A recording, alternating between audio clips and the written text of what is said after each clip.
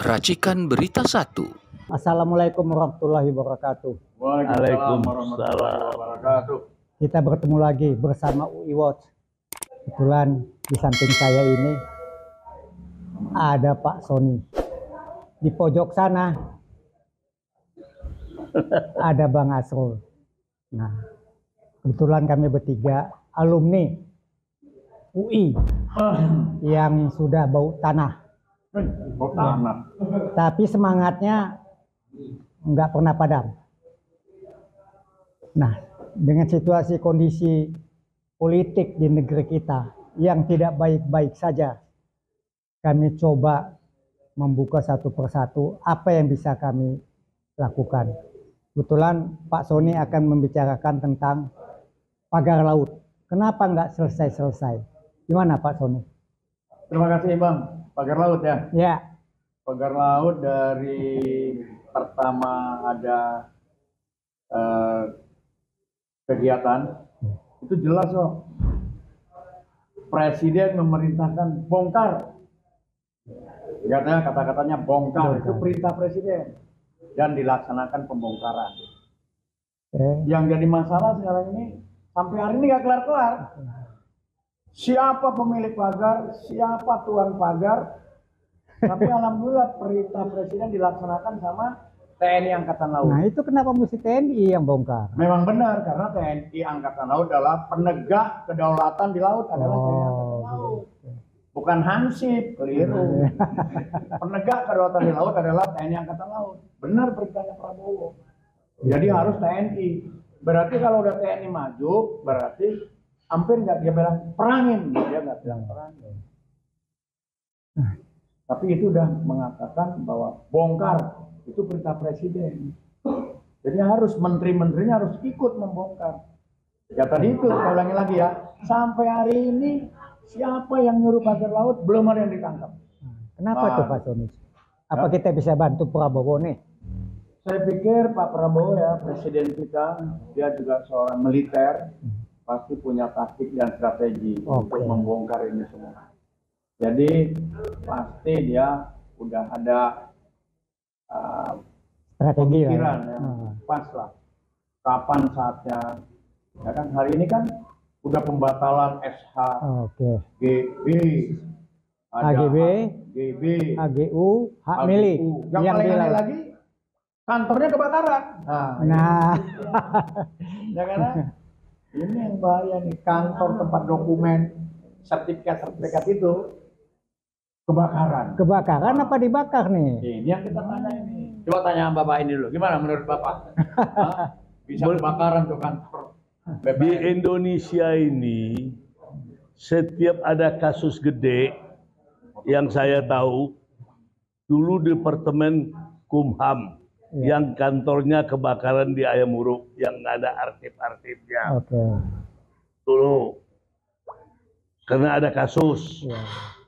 Yang kedua Jaksa Agung. Yang kebakaran juga. Yang ketiga ini kantor antar ruang BPN. Jadi ini memang untuk disengaja menghilangkan dokumen-dokumen karena ada orang-orang tertentu yang terlibat di dalam masalah ini. Sebenarnya gampang kok mencarinya, seperti si Susno Dwaji, seorang ahli kriminologi, kriminal, gampang. Tapi bagi orang bodoh, dungu, ya susah. Mungkin orangnya nggak mau aja Bang. Bukan orang dungu bodoh. Saking pinternya dia nggak mau tuh. Bukan dungunya karena sudah ada ujung-ujungnya duit. Masuk angin. Sudah terima masuk angin. Sebenarnya itulah banyak yang dungu. Jadi keblinger, selalu mengabdi. Lihatkanlah, saya tahun 74 masuk dari Eropa di sini, pulang ke Indonesia ini, mulai buka usaha. Pejabat di Republik ini menanya saya 2 instansinya, 3. Ini perusahaannya ada Cinanya nggak? Oh. Sampai sekarang begitu. Kan nggak semua Cina jahat, Bang. Enggak semua, tapi lebih banyak. Saya tahun 80 ketemu seorang suhu, kawannya Pak Hugeng Ya. di Jakarta ini, yang pulang ke Cina, ketemu di Hong Kong. Dia ceritalah sama saya. Memang pengusaha-pengusaha Cina ini jahat. Jadi yang bisa dipercaya apa, Om? Oke. Pak Sony. Orang intelektual. Contoh apa? Kian Gi. Itu orang intelektual. Motifnya masalah duit, segala cara dihalalkan. Itu. Oke, Pak Sony, saya mau tanya Pak Sony. Ini pejabat kita penjahat apa pejabat nih, Bang? Jadi jangan dibelok-belokin. Pejabat tetap pejabat, penjahat tetap penjahat. Oh. Ya. Jadi kalau yang parah ini gabung ini. Gabung ya. Pejabat sama penjahat jadi satu. Jadi satu. Nah, ini kita harus pisahkan. Ya gini, air sama minyak nggak bisa nyatu. Tetap dia berpisah. Yang hak pasti hak, yang batil pasti batil. Nah sebab itu kita sebagai rakyat, ya ini kan ada rakyat satu takut tambah rakyat satu takut jadi dua rakyat nekat. Begitu banyak orang pintar, ya kan ya. Si Holil itu, Holid. nelayan. Wah, itu hebat tuh orang. Mantap, itu Ya mantap. Ya. Hebat. Pakai teori. Ya. Jadi dia bilang begini, itu nggak apa-apa, silakan lu mau punya rumah 7 tingkat, tapi jangan ngerampok tanahnya rakyat. Iya. Dia bilang apa? Orang kaya mental penjajah, itu yang nggak boleh di sini. Kaya dia mental penjajah itu. Ya, jadi sampai hari ini kita sebetulnya masih dijajah. Ini alumni UI ini masih terjajah sebetulnya. Benar. Termasuk alumni-alumninya jajah alumninya sendiri. Ini ya. Sri Mulyani dong kalau gitu. Ya kira-kira begitu. Saya kan pegang sama. Dia alat pemuas kekuasaan. Jadi ada yang bilang ini. Jadi kembali kepada jati dirinya orang-orang ya. Jadi kasihan sebetulnya Pak Prabowo ini. Sampai dia biar bagaimanapun dia presiden kita. Ya. Kita tetap dukung dia. Harus dukung. Harus dukung ya. Ya harus. Harus dukung. Tapi ya yang ditunggu-tunggu rakyat untuk mensejahterakan rakyat. Jangan selalu ngomong, saya tidak mau melihat rakyat saya miskin. Nah ini amanah undang-undang. Jelas kan? Undang-Undang Dasar 45 pembukaannya itu bahwa kemerdekaan ialah hak segala bangsa.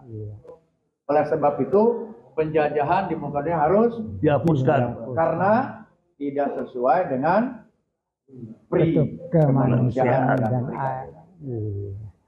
Oke, sekarang saya ke Bang Anu lagi, Bang Asrul.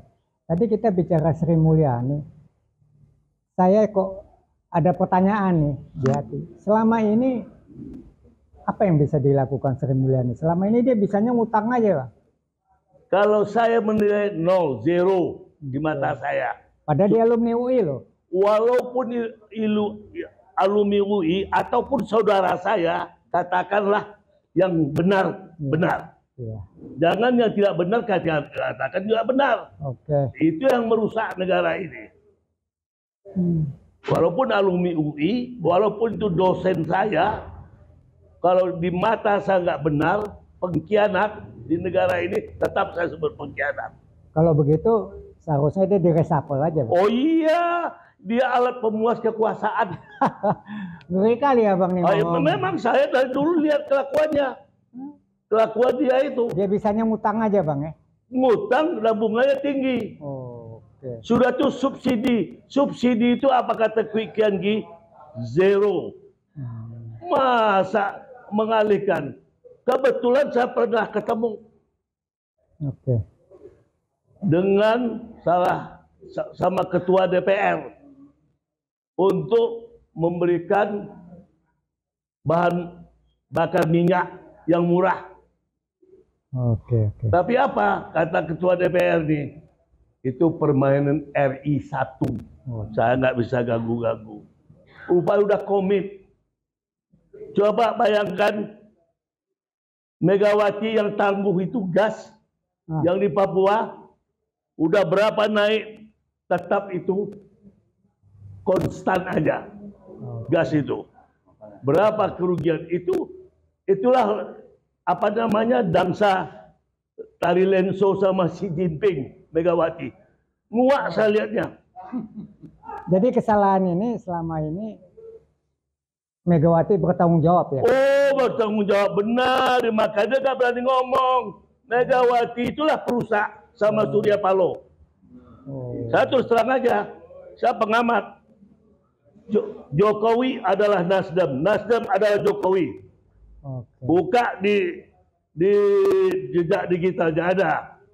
Oke, saya lanjut nih sama Pak Sony nih. Pak Sony, Ya.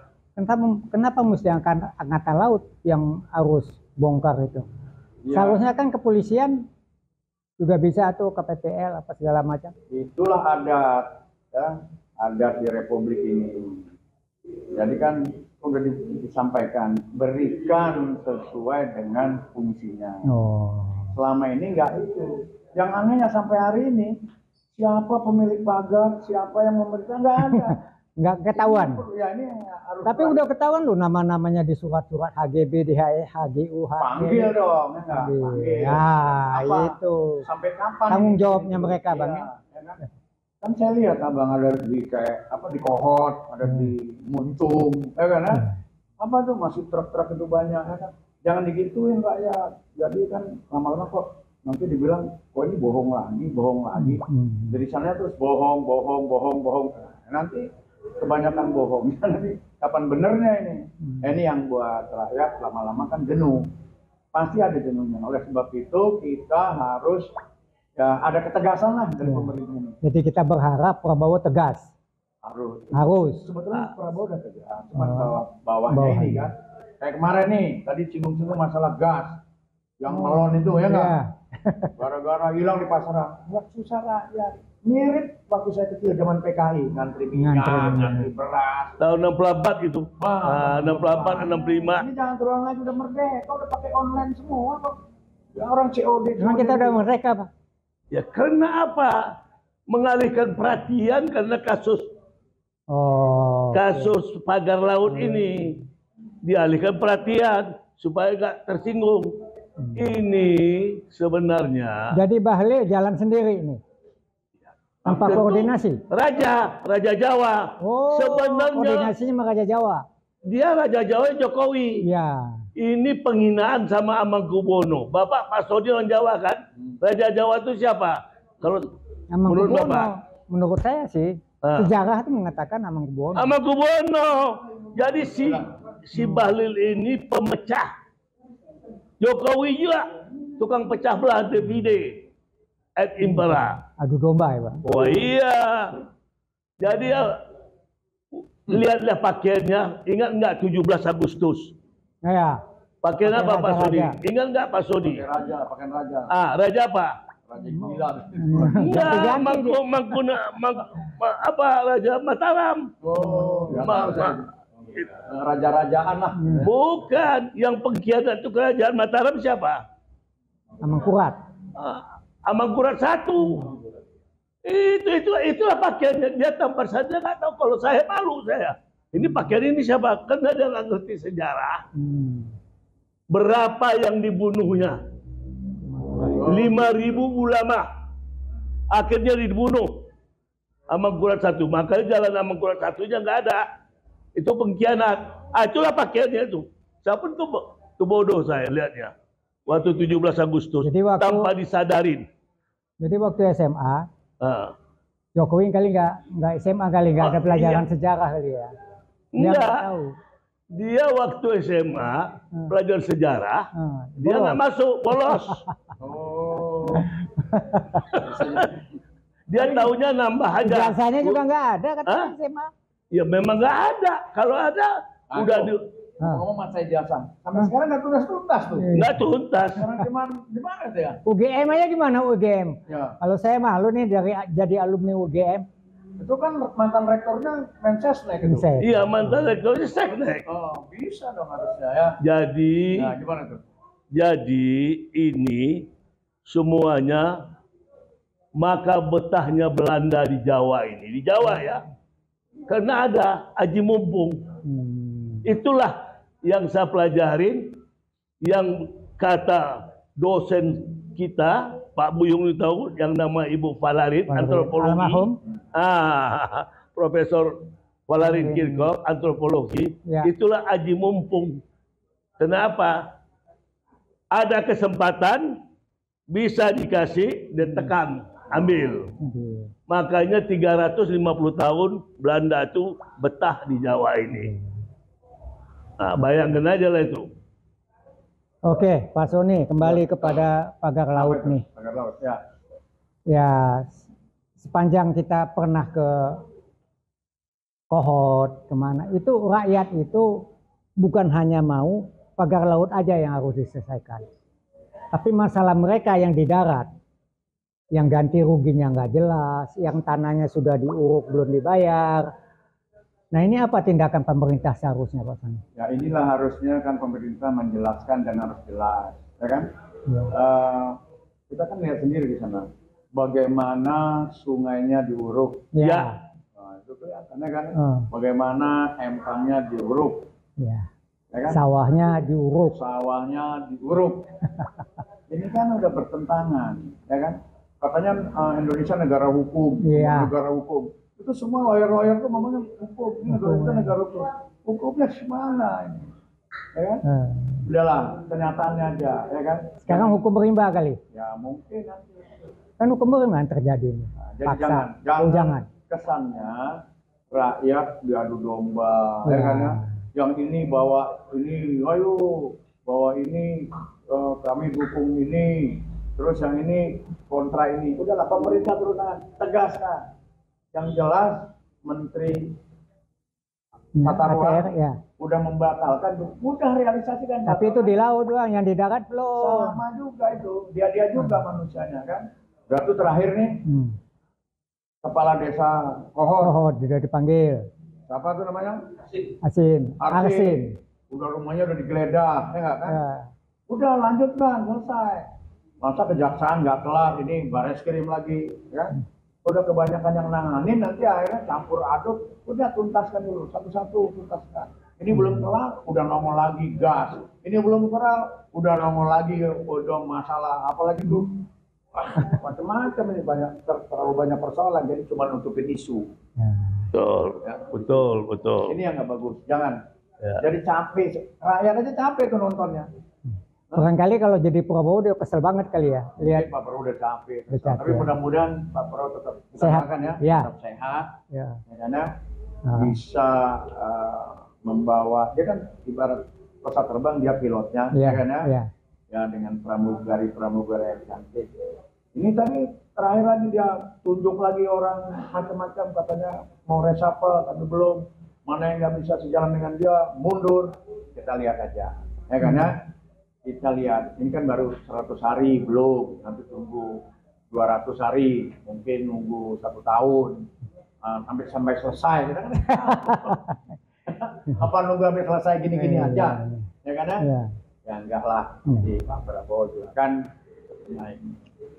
dia juga kan dengan pengalamannya, ya kan ya, yang selama ini 4 tahun, 4 kali Ya. mau jadi Berjuang. presiden, hari Ya. ini dia jadi presiden. Pasti Dia punya cita-cita lah ya. bukan cita-cita, ingin berbuat baik. Kata Khalid, hidup kita ini nggak lama. Oke. Nah, mau apa katanya kan? Kalau Khalid bilang kita mah cuma kain putih, nah, selesai udah. Nah, yang dicari begitu banyak tinggal. Nah, makanya nggak boleh angkuh kata Khalid ya. Khalid ini nggak boleh angkuh, nggak boleh iri, jangan dengki, nggak boleh dendam, jangan sombong, ya kan ya, nggak boleh serakah, jangan apa dia bilang, jangan nyewa preman bayaran. Oh. Oleh itu, ya kan? Orang bayar nggak boleh, oleh itu. Khalid ya. Kita berguru sama oleh dulu. Iyalah, walaupun dia nelayan ya. Tapi dia patut menjadi teladan buat kita. Nah, kita malu nih pakai jaket kuning, apalagi UGM kali ya. UGM coba bagaimana tuh cerita dia? Wah, jijik saya lihatnya, jijik saya lihatnya tuh. Apa? Masa ijazah disamakan sama agama? Kapan tuh Bang? Lihat aja TV One, diwawancarain, ditanyain. ini ijazahnya ini benar. Menurut keyakinan saya, itu rektornya yang perempuan itu profesor. Itu bohong. Nah, Bohong lah. Masa dikatakan yakin, ijazahnya yakin. Kalau dia jawab sebagai orang intelektual, dia bilang, terima kasih pertanyaan, kita akan selidiki, kita akan bongkar dalam waktu diplomatis cepat. lah ya. Iya, ini memang betul dasar orang penipu, ya nampaklah sama publik. Oke. kan kalau figur Memalukan itu rektor. Kalau orang intelektual Ya. dia nggak mau bohong, bicara dengan Apa jujur, adanya, apa fakta. adanya. Jadi apa profil Masa keyakinan. kognitifnya, Ya. kognitif, psikomotorik, Ya, oke. afektif, dan Hati. sikap. Yang paling penting sikapnya. Banyak orang pintar nggak punya adab, nggak ada sikap. Nggak ada. Pembohong, Pembohong. korupsi, Iya. ya kan ya. Kalau orang Cirebon bilang ngentit, Ada filosofi Jawa, Pak. apa itu? Itulah intelektual itu. Apa? Kurang adab, intelektual kurang adab. Yang namanya, kalau yang bohong itu, kebenaran itu akan muncul. Oh pasti. Ah, ketik olo ketoro, kata orang Jawa. Ketik ke titik olo ketoro. Ya, gitulah. Ah, itu kata orang Jawa. Saya ingat kali itu dari radio Sinta. Oke. Jadi apapun juga itu akan terungkap.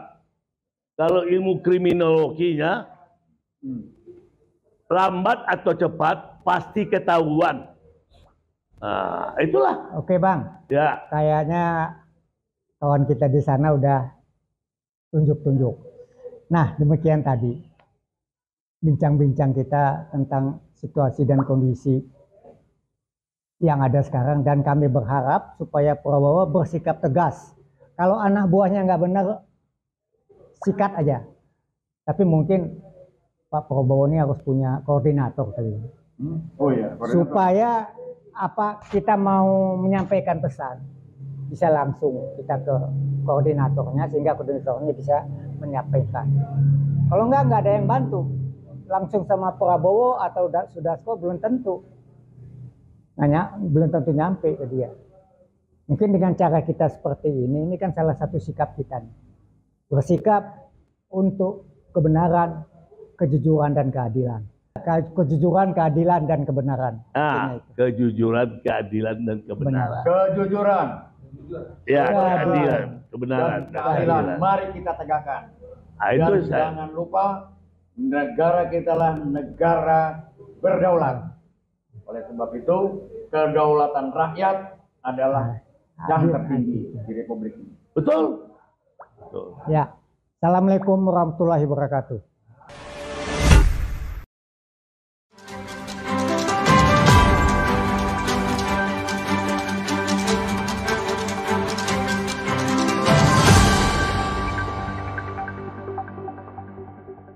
Racikan Berita 1.